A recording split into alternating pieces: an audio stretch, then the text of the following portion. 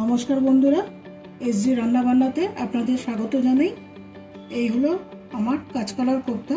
এটা কিভাবে বানিয়েছি চলুন আপনাদের সাথে শেয়ার করছি। কোপ্তা বানাবার জন্য যা যা লাগবে সেগুলো আমি দেখাচ্ছি। এই যে এখানে 3টে কাঁচকলা, এটাকে আমি বয়েল করে নিয়েছি, আর তার সাথে এই একটা আলু এই আমি বয়েল করে নিয়েছি। আর এর সাথে যা যা মশলা লাগবে সেগুলো আমি দেখাচ্ছি। এই যে এখানে রেখেছি কুচনো পেঁয়াজ, টমেটো, এখানে 1 ইঞ্চির মতন আদা।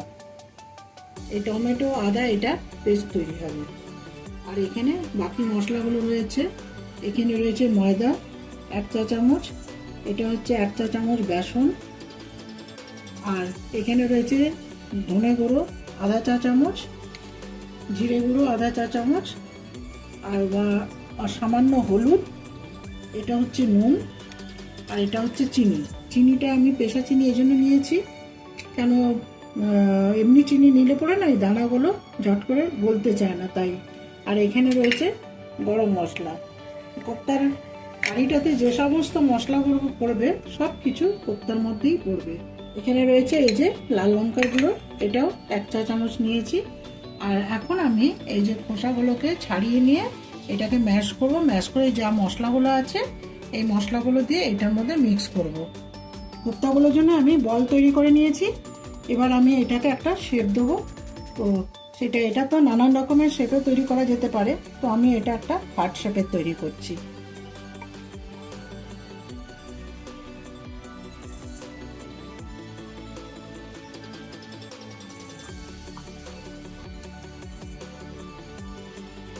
এটা হার্ট শেপের করে দেখাচ্ছি।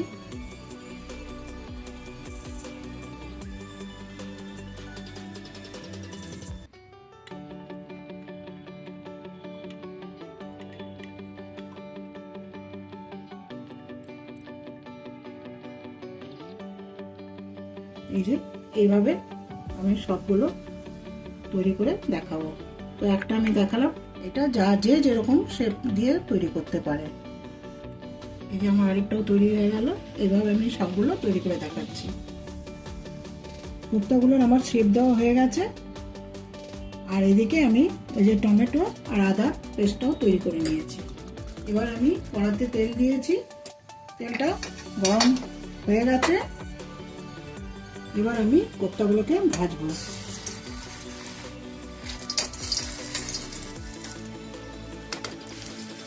কোপ্তাগুলো আমার ভাজা হয়ে গেছে। এবার তেলটা কড়াইয়ের তেল গরমের মধ্যে এই কুচানো পেঁয়াজগুলো দিয়ে দিচ্ছি।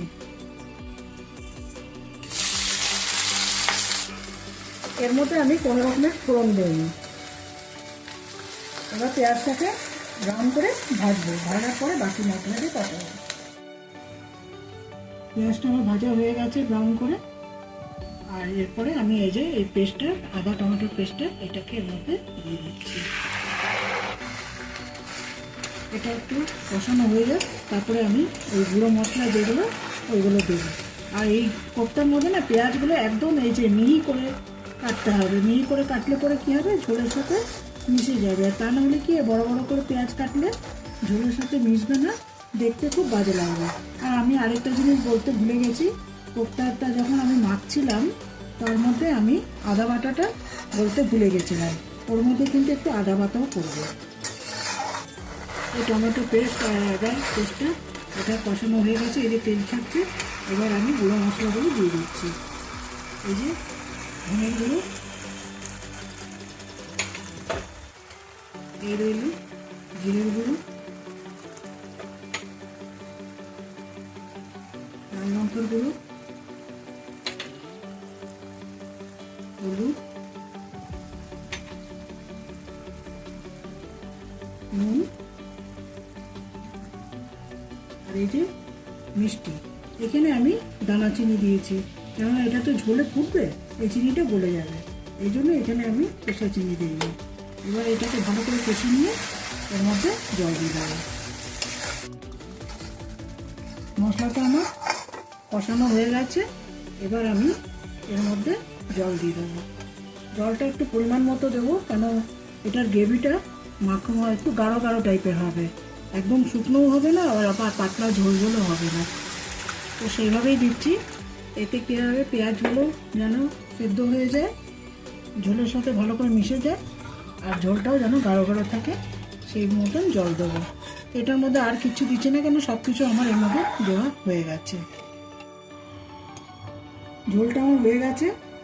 এবার আমি এর মধ্যে ঘি আর গরম মশলাটা দিয়ে দিচ্ছি।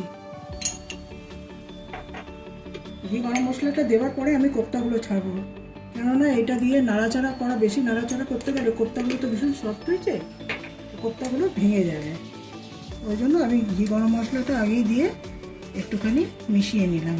এবার আমি কোপ্তাগুলোকে ছেড়ে দিচ্ছি।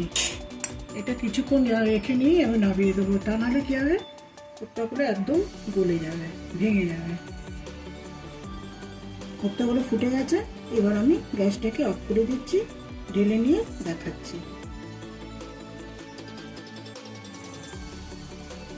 আমার কোপ্তা রেডি হয়ে গেছে। এই কোপ্তাতে এই যে ঝোলটা দেখাচ্ছে, এই ঝোলটা কিন্তু কোপ্তাতে পুরো টেনে নেবে, ওই জন্য একটু এক্সট্রা ঝোল আমি দিয়ে নামিয়েছি। তো এই হলো আজকে আমার কোপ্তার রেসিপি।